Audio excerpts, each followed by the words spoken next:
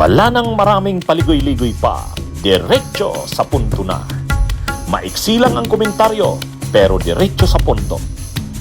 Maraming kuro-kuro, may tiwali, may totoo. Dito, sa Puntong Diretso tayo. Punto Diretso. O mga kabunyog, mga kababayan, punto diretso ulit tayo. Di ko sila mapapatawad. Yan. Yan ang sabi ni Harry Roque tungkol sa mga Marcos. Ha? Hindi raw talaga niya mapapatawad si Marcos. Paulit-ulit na sinabi ni Roque, grabe daw ang ginawa sa kanya. Grabe daw ang ginawa sa kanyang pamilya. O, panoorin niyo mga kabunyog, mga kababayan. May low moments ba kayo together ng wife mo? Well, the low moments were Usapan the mo. fact that we celebrated Christmas and New Year for the first time without our children. It was the saddest Christmas and New Year that we had. And one of the reasons why perhaps I will never forgive this Marcos administration for what they did. Pag po ba natapos ang Marcos administration ay nandoon yung consideration na kayo'y babalik sa Pilipinas? Definitely. As soon as Marcos is gone, I'm back on day one. And sana this time around, we make them pay for all their offenses. No? Ang hirap kasi the first time around when we drove them away, si Marcos Sr., we just forgave them. We recovered some of their ill-gotten wealth, but not all of it. And that's why they're back with a vengeance. Ang tinutukoy ni Roque, yung pinagdadaanan niya ngayon. Siyempre, nagtatago siya. Nandun siya sa The Hague, sa the Netherlands. Nag-apply siya ng political asylum. Hindi niya sigurado kung ma-approve o mag-grant. Yung kanyang mga pinaghirap, mga yaman, o kung ano man ang kanyang sobra, marami siyang yaman. Marami daw yan nabiling lupa doon sa Bataan. Ang daming napundar na mga ari-arian. Pero hindi niya naman ma-enjoy. Hindi rin siya makapagbiyahe kung saan-saang bansa. O kasi nga ngayon nagtatago na siya doon sa the Netherlands. Doon na siya umaasa ng political asylum. Habang nag-a-apply siya ng political asylum, hinihintay kung kung mag-grant o hindi siya pwedeng lumabas ng the Netherlands at saka sa Schengen visa countries. Hanggang lang siya doon, Belgium, Germany, yung ino-honor yung visa ng Schengen. Pero hindi na siya makakalabas doon at hindi pa rin sigurado kung mag-grant yung kanyang political asylum.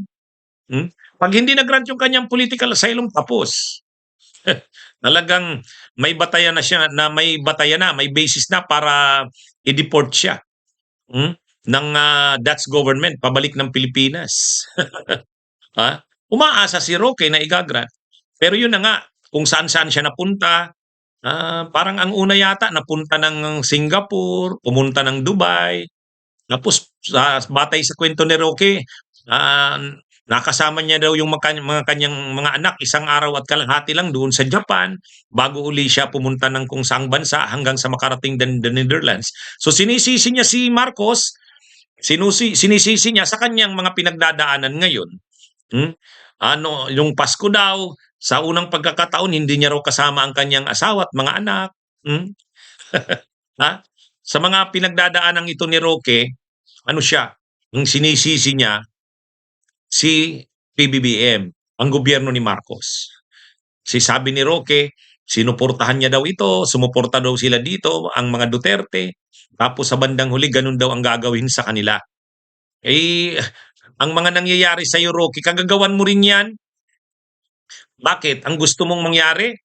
Sa kabila ng napakarami mong mga pinaniniwalaang krimen na mga nagawa mo, hindi ka lang habulin doon, hindi ka lang panagutin dahil kakampi ka naman ng administrasyon. Ang buhay, Roque, ay weather-weather lang. Nung panahon, administrasyon ni Duterte namamayagpag kayo. Ay alam mo namang ginawa nyo kay Laila. O di ba, anong sabi mo noon? Spokesperson ka pa. Anong sabi mo? Kung si Laila de Lima ay walang sala, harapin niya.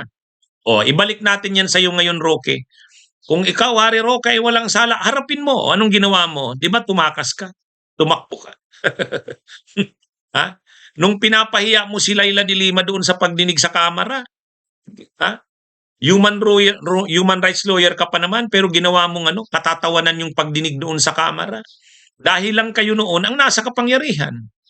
O ngayon, hindi na kayong nasa kapangyarihan. Kaya ka lang naman ang mamayagpag nung una, akala mo dahil nanalo yung unit team, tuloy pa rin ang inyong maliligayang araw. Dahil kahit papano, kakampi nyo ang Marcos. Ay, God works in mysterious ways eh. Hindi rin ginusto ng Diyos yun. So gumawa ng Diyos ng ibang paraan. Nabuwag ang alyansa ng unit team. Nandyan ka na ngayon sa Duterte. Pinapanagot na kayo, yung kampo ng mga Duterte. Nakakulong si Kibuloy, nakakulong si Digong sa ICC, maraming mga kasong kinakaharap si Sara, may mga nakabinbinding reklamo laban kay Bongo, kila Pulong, ikaw mayroon ding warrant of arrest dahil sa qualified human trafficking, kagagawan nyo yan. Kagagawan nyo yan, Roque.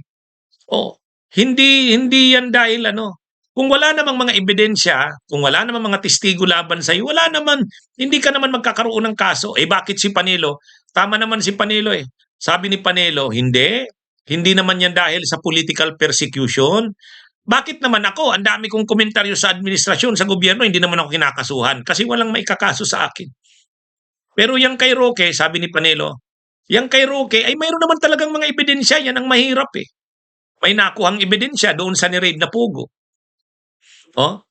Maraming mga ebidensyang nakuha laban sa kanya, yan ang problema, sabi ni Panelo. Yan, sagutin mo nga yan, Roque. Sabi ni Panelo, ang mahirap daw sa'yo, may mga ebidensya kasi. Hindi ka naman daw pinipersecute, sabi ni Panelo. Nakunan lang ng mga ebidensya. Ngayon, kaninong komite sa Senado ang nag-imbestiga niyan? Si Risa Hontiveros. Nag-imbestiga sila ng tungkol sa mga illegal na pugo. Ayan, nang inimbestigahan ng illegal na pugo, maraming lumabas. Imagine mo yung lumabas yung sa Bamban kila Alice Guo. Lumabas yung sa Purak doon kay Cassandra Leong at doon ka sangkot. Doon ka nasangkot, Roque. At maraming mga ebidensya at testigo laban sa iyo. So hindi ito gawa-gawang kaso. Harapin mo kung gusto kong abogado ka naman, sayo, magaling ka. Ba't hindi mo maharap? Ngayon, nagagalit ka sa gobyerno ni Marcos. Ang buhay ay weather lang. Ganyan din ang ginawa ninyo noon nung panahong nasa kapangyarihan kayo. Anong sagot mo noon pag tinatanong ka bilang presidential spokesperson? Ang sabi mo, kung wala namang kasalanan, harapin nyo. Hayaang gumulong ang hustisya. Yan din ang ibabalik sa iyo ngayon yan. Kung wala kang kasalanan, Harry Roque, harapin mo. Bakit ngayon galit ka? Galit ka dahil ang gusto mo, kahit mayroong mga ebidensya laban sa iyo, kahit may nagawa kang pinaniniwala ang mga krimen dyan sa illegal na pugo, para sa iyo, wag ka dapat habulin dyan. Kung pwede, protektahan ka pa dahil kakampi ka. Yun ang gusto mo. Ay hindi. Hindi ka naman nakakampi. Ang buhay ay weather lang. Kung panahon, kayo ang namamayagpag, kayo ang nangingibabaw dahil administrasyon ni Duterte noon. Malakas ka sa administrasyon na yan noon. Ngayon, hindi na kayo eh. So, huwag kang magalit. Huwag kang magalit. Karma ang tawag dyan. Mabuti nga kayo. Mabuti ka nga, Roque. Grabe na yung grabe na yung himutok mo na hindi mo nakapiling yung pamilya mo noong Pasko. Yung mga namatay sa war on drugs, yung 25,000 to 30,000 na namatay, hindi na yun tungkol sa hindi nakapiling sa Pasko. Talagang hindi na nila makakapiling kasi pinatay na. Hindi dumaan sa mga due process. Pinatay noong panahon ng administrasyon na pinaglingkuran mo, panahon ni Duterte. Yan, Roque. Ikaw nga, ang inaano mo, ang sama ng loob mo dahil hindi mo nakapiling ang pamilya mo sa Pasko. Yung mga namatay, yung namatay ang kanilang mga ama, yung namatay ang kanilang kapatid, yung nakamatay ang kanilang mga nanay, kamag-anak, hindi na nila makakapiling. Hindi na may babalik ang mga buhay na nawala noon. Mabuti na nga lang at may ICC na kahit papano nandyan para magbigay ng hustisya sa mga biktima ng war on drugs ni Duterte. Yang mga nangyayari sa iyo ngayon na sabi mo, nagdadaan ka sa mga grabing hirap at sakripisyo dahil kay Marcos, ay kagagawan mo rin yan, Roque. Pinapanagot ka lang sa mga pinaniniwalaang krimeng nagawa mo. Ang kailangan mong gawin, harapin mo. Kasi sabi mo noon pa, kung wala namang kasalanan, huwag takasan, harapin. Sige, ibalik namin sa iyo. Harapin mo, Roque. Bumalik ka na sa Pilipinas kung wala kang kasalanan. Yan, mga kabunyod, ang ating punto Diretso. Bunyog, bunyog, halikan na kasama ka. Bunyog, kapag buklod ay may pag-asa. Luzon, Visayas, Mindanao, isa ang pananaw. Sa bagong Pilipinas ang bunyog isisigaw. Bunyog.